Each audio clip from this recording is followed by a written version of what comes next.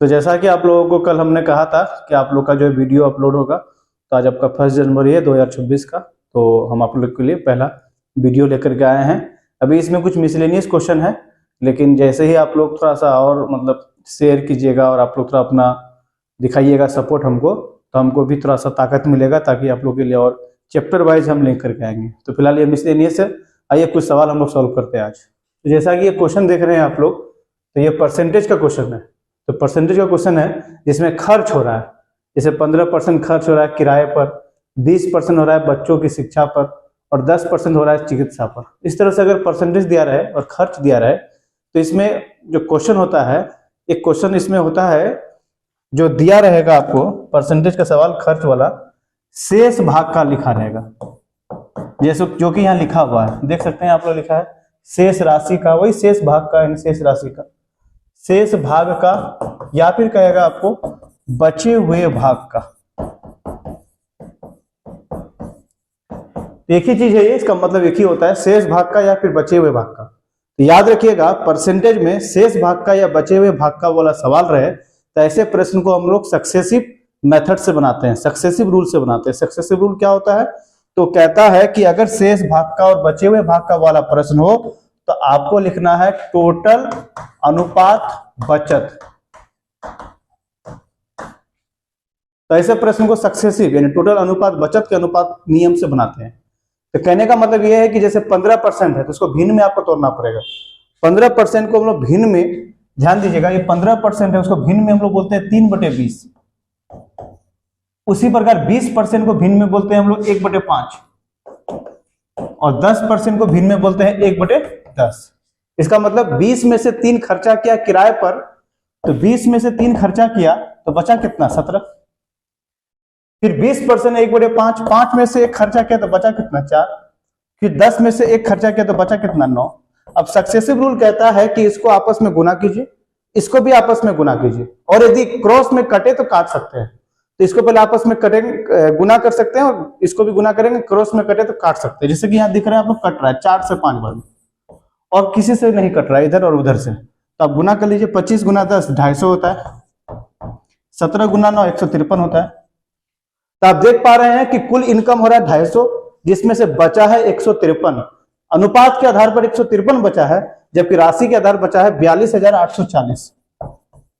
उतना राशि बच गया, जबकि बचा कितना? 153। कह रहा बताइए उसकी कुल वेतन क्या है? यही तो कुल है, कुल कितना? 250। अब गुना कीजिएगा तो ये 28 बार में कट जाएगा। गुना कर लीजिएगा, 25 8 200, हाथ मेरा 20, 50 20 70, और ये 0 आएगा, यानी 70,000 इसका आंसर हो जाएगा, क्योंकि 1 0 यहाँ 1 0 यहाँ, डबल 0, और फिर 25 गुना 28 700, तो 70,000 इसका उत्तर डी हो जाएगा। तो आपने देखा कि बचे हुए भाग का या फिर शेष भाग का प्रश्न हो परसेंटेज में, तो हम लोग टोटल अनुपात बचत करके बनाए। बाकी कैसे बनाए आपने देखा। इसी तरह का और भी क्वेश्चन हम फिर आगे आपके लिए लाते रहेंगे। ये तो पहला। दूसरा देखिए, ये क्वेश्चन आपका परसेंटेज का ही है, पर ये लगेगा ए बी फॉर्मूला। एक होता है ए बी फॉर्मूला, ध्यान दीजिएगा, ये फॉर्मूला होता है ए प्लस बी, कॉमा है a plus b plus a b बटे 100। ये फॉर्मूला 2 केस में लगता है मेनली। पहला, जब ए और बी गुना के रूप में हो। अगर ए और बी गुना के रूप में होगा तो ये फॉर्मूला लगा दीजिएगा, और ये या फिर कोई घटना बार बार होगा तो भी आप ये फॉर्मूला लगा सकते हैं। तो ए बी फॉर्मूला होता है a plus b plus a b बटे 100। तो आपने जैसे देखे, जैसे यहाँ देखिए, कह रहा है वर्ग का भुजा में 50% की वृद्धि की जाए तो बताइए उसके क्षेत्रफल में क्या होगा। तो आपको पता होगा वर्ग का क्षेत्रफल होता है ए स्क्वायर। ए स्क्वायर का मीन्स ए गुना ए, मतलब 50% है तो यहाँ भी 50%, ये भी 50%। तो आप देख सकते हैं ए गुना ए प्लस बी की जगह भी ए, फिर बी की जगह में फिर से ए, यानी 50 प्लस 50 गुना 50 बटे 100, डबल जीरो कट गया, 5 25। आप देख रहे हैं 125% वृद्धि हो रहा है। तो इसका उत्तर आपका हो जाएगा डी। क्यों? क्योंकि ये गुना में है। भुजा इस क्षेत्रफल निकालेंगे, भुजा स्क्वायर भुजा गुना भुजा, गुना में आ गया, तो गुना में आ गया यानी ए बी फॉर्मूला आ गया। तो देखिएगा ए बी फॉर्मूला याद रखिएगा आप लोग, a plus b plus a b बटे 100। इसमें एक चीज और ध्यान रखिएगा, अगर वृद्धि होगा तो सब में प्लस प्लस प्लस, वृद्धि कमी तो प्लस माइनस, फिर प्लस माइनस माइनस, कमी तो minus minus minus minus plus. ये आप लोग प्लस माइनस करना है, वृद्धि रहे तो प्लस और कमी रहे तो माइनस। नेक्स्ट क्वेश्चन देखिएगा। जैसे आपने ये देखिए, यह क्वेश्चन कर रहा है कि बेलन के पृष्ठ क्षेत्रफल, आपको पता होगा पृष्ठ क्षेत्रफल 2 पाई RH होता है। और ध्यान रखिएगा परसेंटेज में और रेशियो में जब हम लोग कोई चीज को अनुपात के मेथड से सॉल्व करते हैं तो वहां पे कांस्टेंट टर्म का कोई मतलब नहीं होता है, यानी 2 और पाई कट जाएगा। क्यों? जैसे दो वृत्त का मान लीजिए हम लोग बात करें, दो वृत्त की परिधि होता है 2 पाई r, तो ध्यान रखिए कोई सा भी वृत्त होगा, कोई सा भी वृत्त होगा तो यह r वेरिएबल है, r चेंज होता है, और 2 और 2 तो चेंज नहीं होगा, पाई तो पाई चेंज नहीं होगा। देखिए रेशियो में आपका 2 पाई का कोई मतलब नहीं रहा, उसी तरह से यहाँ 2 पाई को हटा देना है। एक हम एग्जांपल परिधि लिए, कुछ भी आप करिएगा तो चूंकि दोगो हो, छोटा हो बड़ा हो, पाई तो सबका 22/7 ही होता है, या छोटा वृत्त हो या बड़ा वृत्त हो, किसी में भी रहेगा। इस वजह से हम लोग उसको हटा दिए, बचा कौन? r और h। आपने फिर से देखा कि RH गुना में है, और अभी भी मैंने कहा था कि कोई चीज गुना में हो तो वहां पे AB फॉर्मूला लगता है।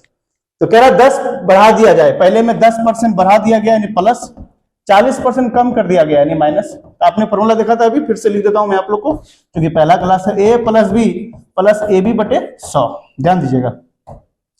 तो 10, अब फिर कमी है तो -40, फिर प्लस माइनस, यहां पर देखिए प्लस माइनस माइनस होगा, 10 × 40 400/100, तो 4 प्लस माइनस माइनस 4, -44 + 10 -34%, यानी माइनस में आ गया, यानी 34% कमी हो रहा है। कितने परसेंट की कमी हो रही है? तो 34% की कमी हो रही है। देख सकते हैं आपके सामने क्वेश्चन है।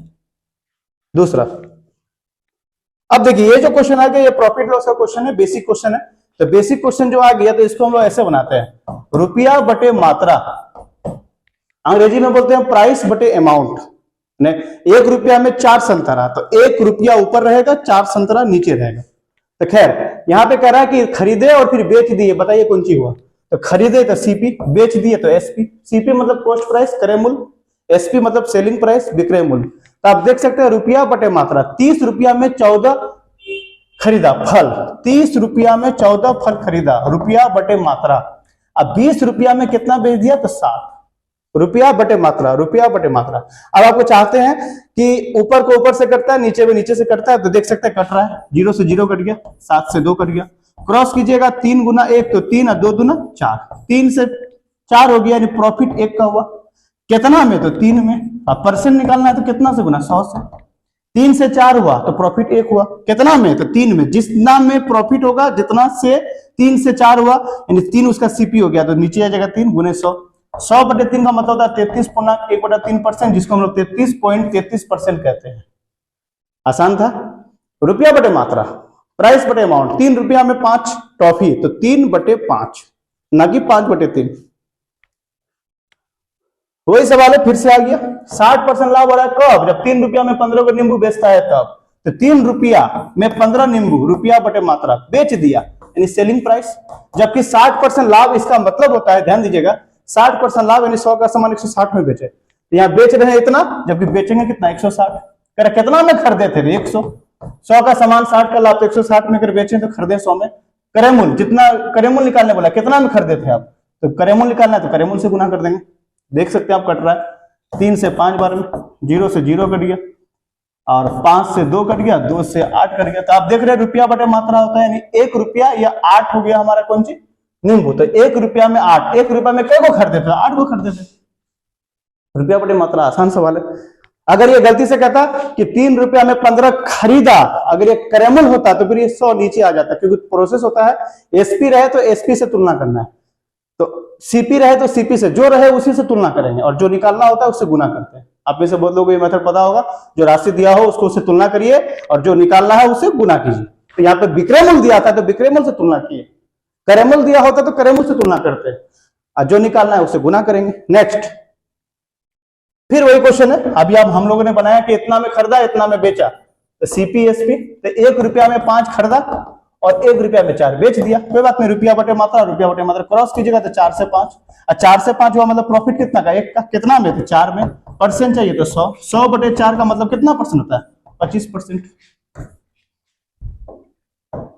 वही सवाल है, थोड़ा 1-2 और दे दिए थे आपको ताकि आपको प्रैक्टिस हो जाए। रुपया बटे मात्रा, प्राइस बटे अमाउंट, ध्यान दीजिएगा। ये देखिए, ये आपका बेसिक सवाल है, ये भी एग्जाम में आता है, ध्यान दीजिएगा। फिलहाल अनुपात है 2:3, दो संख्या का अनुपात 2:3, दोनों में अगर 4 जोड़ देंगे तो वो 7:10 हो जाता है।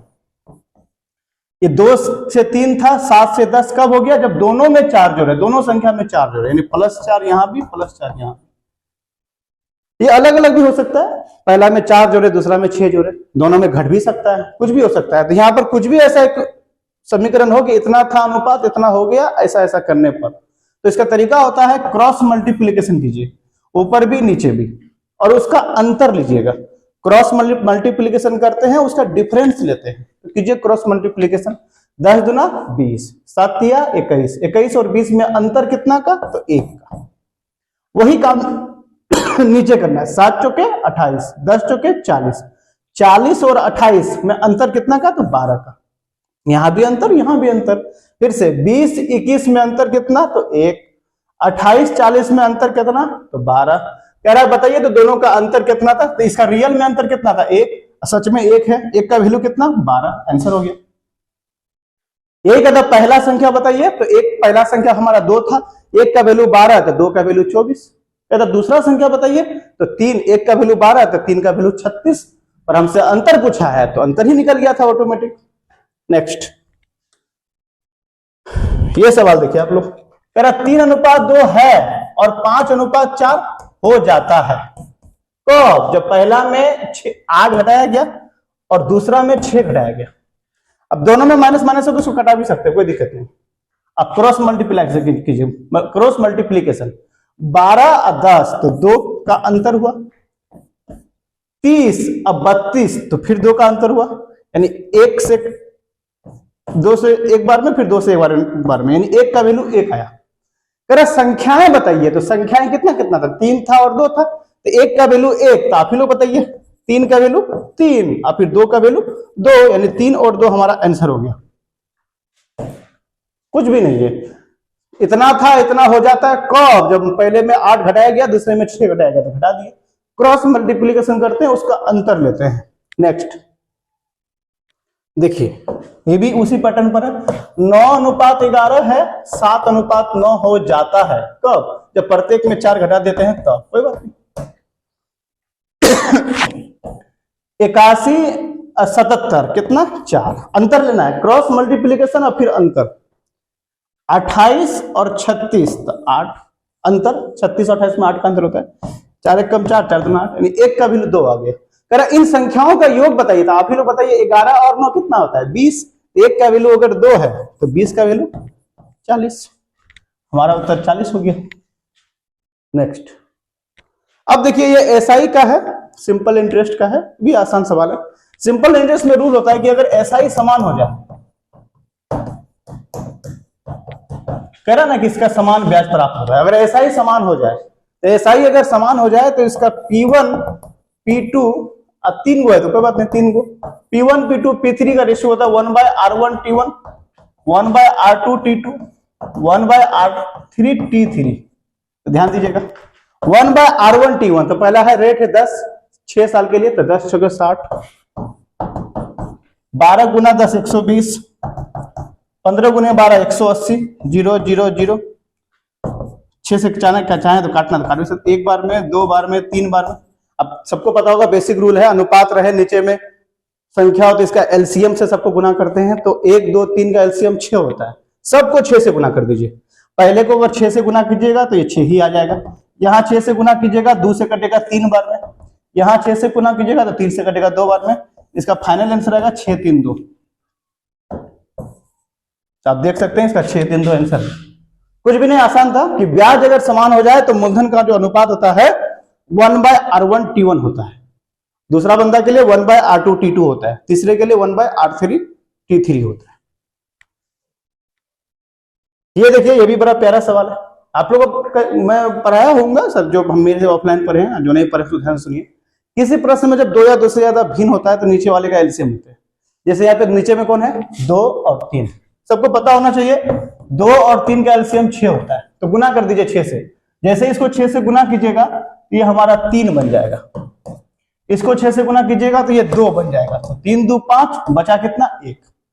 पहले वाले में कह रहा है कि 5% चल रहा है, दूसरे वाले में कह रहा है कि 8% है, और शेष हिस्सा, तो शेष हिस्सा एक ही बचा था, उसमें 10% है। कोई नहीं, एक साल में इन तीनों का निवेश में आय, देखिए याद रखिएगा, सिंपल इंटरेस्ट में हो या सीआई में हो, याद रखिएगा आय हो उसी को ब्याज कहते हैं, उसी को लाभ कहते हैं। और जो ब्याज का पैसा हुआ तो जो ब्याज के रूप में आया तो लाभ है ना कहलाया, वही ना थोड़ा इनकम हुआ। तो ब्याज हो, आय हो, लाभ हो, सब एक ही चीज है इंटरेस्ट वाले चैप्टर में। तो कह रहा 820 रुपया है, पॉइंट के बाद 00 का कोई मतलब नहीं, 820 रुपया है इनकम हो रहा है। जबकि यहां देखिए आप लोग सबको कितना इनकम हो रहा है, 5 दिया 15, 8 दूना 16, 16 15 31 होता है, 31 और 10 41। तो ये 41 नहीं 41% है, क्योंकि ये 15 नहीं 15% था।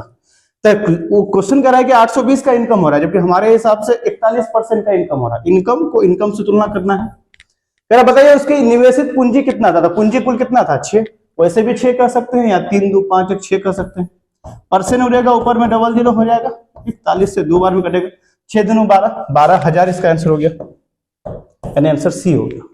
आसान था, कुछ भी नहीं किए, राशि दिया हुआ है, रेट दिया हुआ है, इसको गुना करने से ब्याज कहलाता है। नेक्स्ट, अब आप देख सकते हैं ये एलसीएम एचसीएफ का सवाल है। तो ये क्या है कि यदि इतना इतना साइज का 3 लकड़ी का टुकड़ा है, यदि वह इन लकड़ियों को समान तख्तों में काटना चाहता है तो प्रत्येक तख्ते की सबसे बड़ी लंबाई, यानी कहने का मतलब यह है कि 3 गो हमारा पास लकड़ी का पार्ट है, उसको समान समान साइज में काटना है, बराबर बराबर साइज में। तो इसका मतलब यह हुआ कि एचसीएफ निकालना है। एचसीएफ होता है, इसका परिभाषा होता है वह बड़ा से बड़ा संख्या जो दी गई संख्याओं से नहीं, दी गई संख्याओं को काट दे, दी गई संख्याओं को विभाजित कर दे। इसमें से कौन बड़ा से बड़ा जो इन सबको काट देगा, तो 3। तो 3 से बड़ा भी कोई संख्या है तो इसको तो ऐसे कट गया, 3 से बड़ा 21 है, तो क्या 21 जो है 21 इन सबको काटेगा क्या, तो 21 91/21 मतलब 91/21 यानी 21 से कट जाना चाहिए, तो कट ही नहीं रहा है, 19 से भी नहीं कट रहा है। तो एकमात्र ऑप्शन 7 था जो कट रहा है। आप ध्यान से देख सकते हैं 7 है, यानी 91 मीटर वाला जो आपका लकड़ी है 7 भाग में काटिएगा, तो 7 7 करके काटिएगा तो इसका 13 हिस्सा हो जाएगा, इसको काटिएगा तो इसका 16 हिस्सा हो जाएगा, इसको काटिएगा तो 7 हिस्सा होगा। तो कुल हमारा हिस्सा अगर पूछता कि कुल कितना हिस्सा होगा, तो 16 7 23 और 23 और 13 आपका 36। बट हमारा इसमें वो नहीं पूछा कि कुल कितना, हमसे बोला कि सबसे बड़ा से बड़ा बताइए जो तुम बराबर समान समान रूप से कट सकता है, तो 7 ही ऑप्शन के अनुसार। और वैसे भी इसका एचसीएफ भी 7 ही होगा, मतलब एचसीएफ भी निकालेंगे 7 होगा, और 7 से बड़ा कोई संख्या नहीं है जो इन सबको काटेगा, कोई नहीं है, तो इसका आंसर 7 हो गया। कहने का मतलब यह है एचसीएफ वाले प्रश्न में कि वो बड़ा से बड़ा संख्या जो दी गई संख्याओं को काट दे, तो सबसे बड़ा संख्या 7 है जो इन सबको काटेगा, ये इसका उत्तर हुआ। हाँ, अगर ये बोलता है कि ऐसा ऐसा कई गो तख्ता हुआ, तख्ता है लिखा हुआ था, हाँ तख्ता जो गांव देहात की भाषा में बोलते हैं, तो कई गो हुआ तख्ता, तो हम लोग इन सबको जोड़ देते। नेक्स्ट, अब वो साइज जो बड़ा से बड़ा साइज जो सबको काट सकते हैं, तो वो साइज है 7 सेंटीमीटर का, ये जो मीटर है 7 मीटर। नेक्स्ट, अब देखिए ये वही सवाल आ गया ना जो भी पिछला मैं आपको समझाया, इतना इतना है, उसमें क्या जाना है, प्रत्येक पंक्ति में समान संख्या में फल है। अब जितना पंक्ति है कितना पंक्ति में रख सकते हैं और सब में उतना ही फल है। सबसे पहले ये पता करो कि बड़ा से बड़ा कितना है आपका, जो एक पंक्ति में ज्यादा से ज्यादा कितना फल रख सकते हैं, तो जो इसका एचसीएफ होगा तो आपको पता होना चाहिए 44 121 और 11 का एचसीएफ जो है वो 11 होगा, यानी बड़ा से बड़ा 11 करके हम फल लगाएंगे तो एक्यूरेट सारा फल आ जाएगा, एक भी फल नहीं बचेगा। तो 11 करके लगाना, तो जब इसका 11 हिस्सा लगाइएगा, इसको जब 11 करके बांटिएगा तो 4 गो लाइन बनेगा।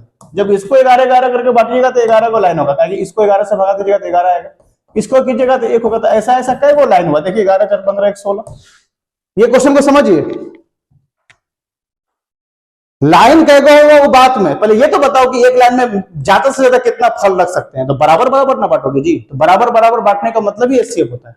बड़ा से बड़ा संख्या जो दी गई संख्याओं को काट दे, इन सबको काटेगा, वो बड़ा से बड़ा कौन है, तो बड़ा से बड़ा 11 एचसीएफ, यानी एक लाइन में 11 फल मैक्सिमम रख सकते हैं। उससे ज्यादा जैसे मान लो कोई बच्चा बोलेगा सर हम 44 गो रखेंगे, तो रखो, इसका तो तुम लगा दोगे एक लाइन पर, इसको तुम कहां लाइन लगा पाओगे, 44 दूना 88, उसके बाद जो संख्या बच जाएगा तुमको छाट देना पड़ेगा, वो लाइन में भी नहीं करेगा।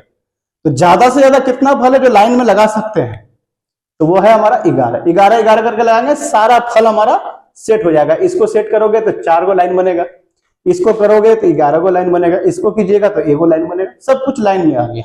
नेक्स्ट, ये हमारा अलजेब्रा का क्वेश्चन है, बेसिक क्वेश्चन है। ये परफेक्ट स्क्वायर है। जब भी किसी सवाल में x square plus Y square a square plus b square, इस सबको हम लोग बोलते हैं परफेक्ट स्क्वायर। आगे भी दिया रहेगा डाटा। ये सबको हम लोग बोलते हैं परफेक्ट स्क्वायर। तो इसका कुछ भी नहीं, बेसिक सा रूल है कि अगर एक्स निकालना है, ध्यान दीजिएगा, अगर एक्स निकालना है तो एक्स के पास जाइए, साइन बदल दीजिए, माइनस है तो प्लस कर दीजिए, 10 है जैसे जो संख्या है उसका आधा कर दीजिए। सबसे पहले साइन चेंज, एक्स का कोफिशिएंट आधा, माइनस है प्लस 10 का आधा 5। वाई निकालिए, सेम प्रोसेस कीजिए, प्लस है तो माइनस होगा 26 का आधा 13। तेरा X square plus Y square कीजिए तो आपको पता है 5 का स्क्वायर 25, माइनस 13 का स्क्वायर 169, माइनस का प्लस का रहे, माइनस 13 का स्क्वायर तो भी माइनस माइनस प्लस होगा 169। तो आप देख सकते हैं 194 इसका योग आंसर हो जाएगा। इसे जोड़िएगा तो 194 आ जाएगा। कुछ भी नहीं है, परफेक्ट स्क्वायर था। एक्स निकालना है, एक्स के पास जाइए, साइन चेंज कीजिए, उसका वैल्यू को आधा कर दीजिए। साइन चेंज किए, माइनस था प्लस कर दिए, 10 का आधा 5, प्लस था माइनस किए 26 का आधा 13। एक्स निकालना है एक्स का कोफिशिएंट के पास, वाई निकालना है वाई का कोफिशिएंट के पास। नेक्स्ट देखिए, ये भी वही सवाल है। अगर एक्स निकालना है तो माइनस है तो प्लस 12 का आधा 6, वाई निकालना है प्लस का माइनस 18 का आधा 9, माइनस होगा क्योंकि प्लस है तो माइनस होगा, माइनस है तो प्लस होगा। अब इसको वैल्यू निकाल, स्क्वायर कर, 6 का स्क्वायर 36 माइनस 9 का स्क्वायर 81। आप देख सकते हैं 117 इसका आंसर हो गया। अब ये देखिए, एक छोटा सा सवाल है, बेसिक सा सवाल। ये सब सवाल हम आप लोगों को पढ़ाएंगे जब अलजेब्रा पढ़ाएंगे। तो देखिए, ये कहता है एक्स प्लस 1/x बराबर अगर a हो तो x square plus 1/x square तो होता है a स्क्वायर माइनस 2। इसका स्क्वायर करना है, घटा देना है 2। जब इसका पावर 4 कीजिएगा, ध्यान दीजिएगा, तो फिर इसका स्क्वायर करेंगे, फिर माइनस 2 कर देंगे। इसी तरह से जब इसका पावर आपका 8 होगा यानी बढ़ते रहेगा तो इसका स्क्वायर करना है, फिर माइनस 2 करना है, स्क्वायर करना है, माइनस 2 करना है। ध्यान दीजिए, जैसे यहां पर है हमारा सवाल है, इसमें से अगर हम निकालेंगे x square plus 1/x square तो दिया गया संख्या √5 है, इसका स्क्वायर होगा -2, तो √5 का स्क्वायर 5, 5 में 2 गया 3। जब इसका पावर 4 कीजिएगा तो फिर 3 का स्क्वायर -2, 9 में 2 गया 7। आसान है। तो ये पावर बढ़ता जाएगा, इसका स्क्वायर करके -2 करते जाना है। अच्छा, एक और सवाल है, निम्नलिखित में से कौन है जो 15 से विभाज्य है? तो आपको पता है 15 जो संख्या है ये दो संख्याओं के प्रोडक्ट से बना है। किससे किससे? तो 3 और 5 से। यानी वह संख्या जो 3 से भी कटेगा 5 से भी कटेगा, इट मीन्स वो 15 से कट जाएगा। तो 5 से तो सब कट रहा है, 3 से जो कटेगा वो उसका उत्तर हो जाएगा।